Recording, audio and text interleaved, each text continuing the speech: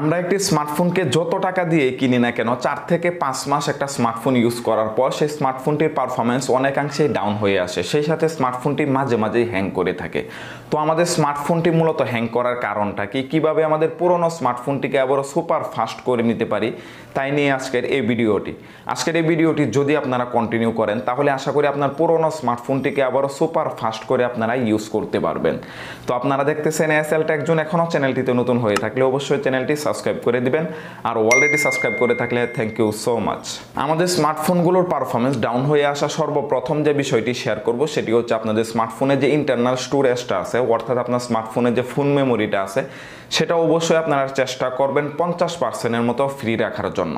আমরা অনেক সময় করি কি, ভিডিও অডিও দিয়ে আমাদের স্মার্টফোনে যে ফোন মেমোরিটা আছে সেটাকে 80 থেকে 90%-এর মতো ফুল করে রাখি, আর এর কারণেই কিন্তু আমাদের স্মার্টফোনের প্রতিটা কাজ করতে গেলে স্মার্টফোন স্লো করে, স্মার্টফোন হ্যাং করে। তাই আপনারা অবশ্যই ট্রাই করবেন আপনাদের ফোন মেমোরিটা কমপক্ষে 50%-এর মতো ফ্রি করে রাখার জন্য। এতে করে কিন্তু আপনার স্মার্টফোনের পারফরমেন্স অনেকাংশেই কিন্তু ভালো পাবেন। আপনারা চাইলে একটি ভালো মানের মেমোরিকে ইউজ করতে পারেন আপনার স্মার্টফোনের সাথে, এতে করে কিন্তু আপনার স্মার্টফোনে যে ফোন মেমোরিটা আছে সেটা কিন্তু অনেকাংশেই ফ্রি থাকবে। চাইলে আপনারা আরও একটি ট্রিক্সকে কাজে লাগাতে পারেন, আপনারা চাইলে গুগল ড্রাইভ, গুগল ফটোস এগুলোকে ইউজ করতে পারেন। আপনার দরকারি যে ইমেজ বা ভিডিওগুলো আছে সেগুলো সেখানে আপলোড করে রাখলেন, যখন আপনার প্রয়োজন হবে তখন কিন্তু আপনারা চাইলে সেগুলোকে ডাউনলোড করে কিন্তু ইউজ করতে পারবেন। তাই অবশ্যই ট্রাই করবেন আপনার যে ফোন মেমোরিটা আছে সেটা কমপক্ষে 50%-এর মতো ফ্রি রাখার জন্য। নাম্বার 2তে যে ট্রিক্সটি শেয়ার করব সেটি হচ্ছে আপনার স্মার্টফোনের অপ্রয়োজনীয় যে অ্যাপসগুলো থাকবে সেগুলোকে ধরে আনইনস্টল করে দিবেন। যারা বিশেষ করে শাওমির ফোনগুলো ইউজ করে থাকেন তারা অনেক সময় দেখবেন বিল্টিংভাবে অনেকগুলো অ্যাপস আপনার স্মার্টফোনের মধ্যে ইনস্টল করা, যেগুলো আপনার কোনো কাজে আসে না, সেগুলোকে অবশ্যই আপনারা স্টপ করে দিবেন বা আনইনস্টল করে দিবেন। এতে করে কিন্তু আপনার স্মার্টফোনের পারফরমেন্স অনেকাংশেই কিন্তু ভালো থাকবে। বিশেষ করে আমাদের প্রয়োজনীয় অনেকগুলো অ্যাপস আছে যেগুলোর পরও কিন্তু আমরা অনেকগুলো অ্যাপসকে ইনস্টল করে থাকি।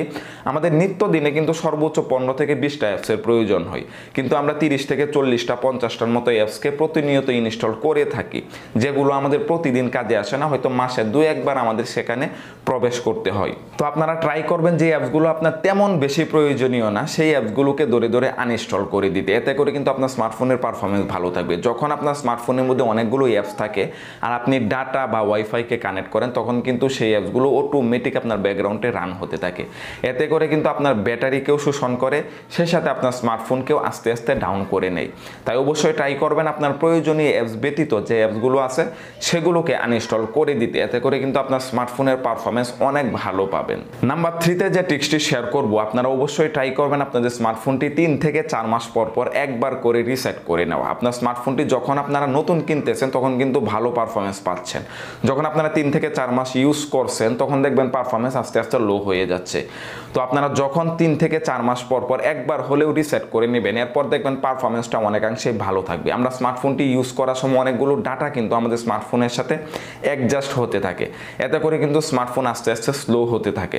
যখন আপনার স্মার্টফোনটি আপনি 3 থেকে 4 মাস পর একবার হার্ড রিসেট করবেন, এতে করে আপনার স্মার্টফোনের পারফরমেন্স কিন্তু নতুন যে সময় কিনছিলেন যে একটা পারফরমেন্স পাচ্ছিলেন ওইটাই কিন্তু আপনার স্মার্টফোনের মধ্যে ফিরে আসবে। আর এখনকার স্মার্টফোনগুলো আপডেট হওয়ার কারণে কিন্তু আপনার স্মার্টফোনটি আপনি যদি হার্ড রিসেট করেন এতে করে কিন্তু আপনার কোনো ডাটাই কিন্তু কেটে যাবে না। আপনি চাইলে ব্যাকআপে সবগুলো ডাটা রেখে আপনার ইমেজ, ভিডিও, অডিও, সেই সাথে আপনার ফোন বুকের সকল নাম্বার সবগুলো কিন্তু আপনি ব্যাকআপে রেখে আপনি রিসেট করতে পারেন। আপনার রিসেট কমপ্লিট হওয়ার পর সেগুলোকে আবারও আপনার স্মার্টফোনে ফিরিয়ে আনতে পারেন। তাই অবশ্যই ট্রাই করবেন 3 থেকে 4 মাস পর একবার হলেও স্মার্টফোনটিকে রিসেট করে নেওয়া। নাম্বার 4, আমরা যারা বিশেষ করে কম দামি স্মার্টফোনগুলো ইউজ করে থাকি 12 থেকে 15,000 টাকা, সেই স্মার্টফোনগুলোর মধ্যে লক্ষ্য করে দেখবেন 3 থেকে 4 জিবি পর্যন্ত র্যাম থাকে। আর এই কম র্যাম থাকার কারণে আমাদের প্রয়োজনীয় অ্যাপসগুলো যখন আমরা রেগুলারলি ইনস্টল করি তারপর দেখবেন আস্তে আস্তে আমাদের স্মার্টফোনের পারফরমেন্সটা কিন্তু ডাউন হয়ে আসে। তাই আপনাদের এই জায়গাটায় একটা ট্রিক্সকে কাজে লাগাতে হবে। প্রতিটা অ্যাপসের কিন্তু একটা লাইট ভার্সন রয়েছে, ফেসবুক, মেসেঞ্জার, ইমো, হোয়াটসঅ্যাপ। তো ওইগুলো যে লাইট ভার্সনটি আছে সেটিকে ইউজ করা ট্রাই করবেন, তাহলে কিন্তু আপনার স্মার্টফোনের পারফরমেন্স কিন্তু ভালো থাকবে। যেরকম আপনারা লক্ষ্য করে দেখবেন আমরা যখন অফিসিয়াল ফেসবুক অ্যাপসটাকে ইনস্টল করি সেই অ্যাপসটা আপনারা রেগুলার কিছুদিন ইউজ করার পর আপনারা ডাটাতে গিয়ে দেখবেন সেই অ্যাপসটা আপনার স্মার্টফোনের থেকে 400 থেকে 500 MBর মতো জায়গা কিন্তু খেয়ে নিছে। তো এতে করে কিন্তু আপনার স্মার্টফোনের পারফরমেন্স ডাউন হওয়াটাই কিন্তু স্বাভাবিক। তাই আপনি যদি ফেসবুকের লাইট ভার্সন যেটা আছে সেটাকে যদি ইউজ করেন তাহলে দেখবেন যে সেটার এমবি কিন্তু 4 থেকে 5 MBর মতো। এতে করে কিন্তু আপনার স্মার্টফোনের এতটা জায়গা কিন্তু সে নিচ্ছে না, এতে করে আপনার স্মার্টফোনের পারফরমেন্স ভালো থাকবে। তাই আপনাদের মধ্যে যাদের স্মার্টফোনের মধ্যে র্যাম কম তারা অবশ্যই ট্রাই করবেন প্রতিটা অ্যাপসে লাইট ভার্সনকে ইউজ করার জন্য, এতে করে আপনার স্মার্টফোনের পারফরমেন্স কিন্তু অনেক ভালো পাবেন। নাম্বার 5, সর্বশেষ যে টিপসটি শেয়ার করব সেটি হচ্ছে আমাদের স্মার্টফোনের মধ্যে এমন কিছু অ্যাপসকে আমরা ইনস্টল করি যেগুলো আমাদের কোনো কাজে আসে না। হতে পারে সেটা ক্লিনার অ্যাপস, হতে পারে সেটা ব্যাটারি সেভার অ্যাপস, কোনো অ্যান্টিভাইরাস অ্যাপস। এই অ্যাপসগুলো কিন্তু আমাদের স্মার্টফোনের কোনো রকম উপকার করে না, বরং স্মার্টফোনের অনেক বেশি ক্ষতি করে।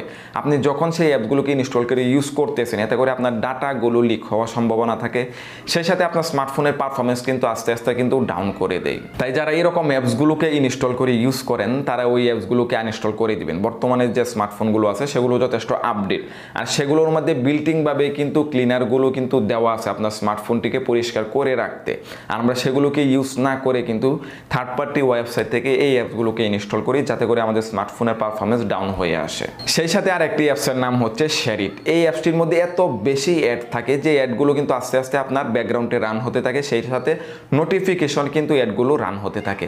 এতে করে আপনার স্মার্টফোনের পারফরমেন্স যেরকম নষ্ট করে, সেই সাথে আপনার ব্যাটারির যে পার্সেন্টগুলো আছে চার্জের সেগুলোকে আস্তে আস্তে কিন্তু ক্ষয় করতে থাকে। তো এইরকম যে অ্যাপসগুলো আছে সেগুলোকে আপনারা ধরে ধরে আনইনস্টল করে দেবেন। এই অ্যাপসগুলোকে কখনোই আপনার স্মার্টফোনের মধ্যে রাখবেন না, এতে করে আপনার স্মার্টফোনের পারফরমেন্স কিন্তু খুব দ্রুত লো হয়ে যাবে। এই ছিল মূলত আপনার পুরোনো স্মার্টফোনটিকে সুপার ফাস্ট করে নেওয়ার জন্য 5টি টিপস। আশা করি এই 5টি টিপস যদি আপনারা সঠিকভাবে ফলো করেন তাহলে আপনার পুরোনো স্মার্টফোনটিকে আবারও সুপার ফাস্ট করে নিতে পারবেন, সেই সাথে পারফরমেন্সটা অনেকাংশে কিন্তু ভালো পাবেন। কারণ প্রতিটা অপশনে কিন্তু খুবই পরীক্ষিত অপশন স্মার্টফোনটিকে সুপার ফাস্ট করে নেওয়ার জন্য। যদি ভিডিওটি ভালো লাগে অবশ্যই ভিডিওতে একটি লাইক দিয়ে দিবেন, কোনো কিছু জানার থাকে সেটি আমাদের কমেন্ট বক্সে লিখে নেবেন, প্রতিটি কমেন্টে রিপ্লাই দেওয়ার ট্রাই করি। পরবর্তীতে দেখা হচ্ছে আবার নতুন একটি ভিডিও নিয়ে। আল্লাহ হাফেজ।